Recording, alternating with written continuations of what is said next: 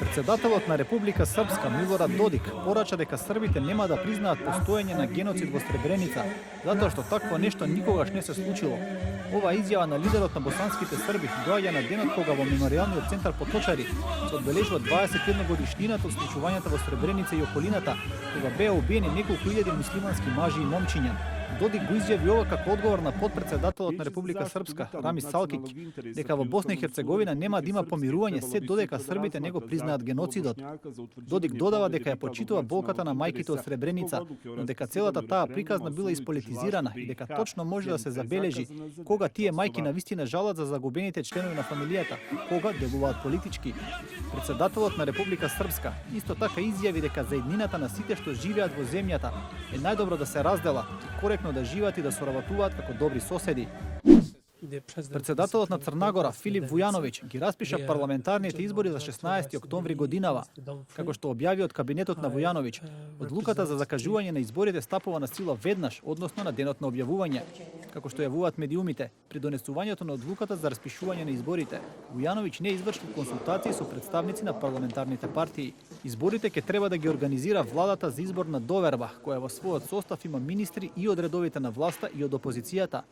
Ова ќе бидат 10 избори во Црна Гора од воспоставувањето на повеќе партискиот систем и 4 од прогласувањето независност. Претходните избори за пополнување на Црногорското собрание се одржаа во октомври 2012 година, а тогаш победи коалицијата Европска Црна Гора, предводена од Демократската партија на социјалистите на премиерот Мило Ѓукановиќ. Не се смируваат тензиите меѓу мигрантите и локалните жители на грчкиот остров Лерос по нередите и физичките пресметки во текот на викендот. Инцидентите ескалираа во центарот на градот, каде што се собрале околу 200 бегалци кои протестирале против условите во прифатниот центар каде што се сместени и каде имало многу проблеми, поради што се плашеле за своите и за животите на нивните семејства.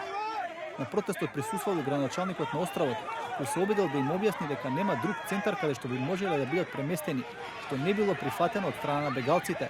Тие бурно реагирале и почнале да се туркат со полицијата. На тоа одговориле група локални жители кои по вербалните провокации и повици кон мигрантите се впуштили во физичка пресметка. Повеќе од 700 мигранти се заглавени на двата гранични премини меѓу Србија и Унгарија, Хоргош и Келебија, каде што чекаат да влезат во Европската Унија, говорат податоците на Републичкиот комисаријат за бегалци на Србија. Сепак, од канцеларијата на УНХЦР смируваат со изјавите дека нема потреба за загриженост, затоа што нема опасно да се повтори состојбата од лани, кога во Србија влегува и по 10.000 бегалци дневно. Заменик Републичкиот комесар за бегалци Иван Георгиев појасни дека вкупната бројка на бегалци што во моментов се наоѓа во Србија изнесува околу 2200 лица, покрај тие 700 што се наоѓаат на границата со Унгарија.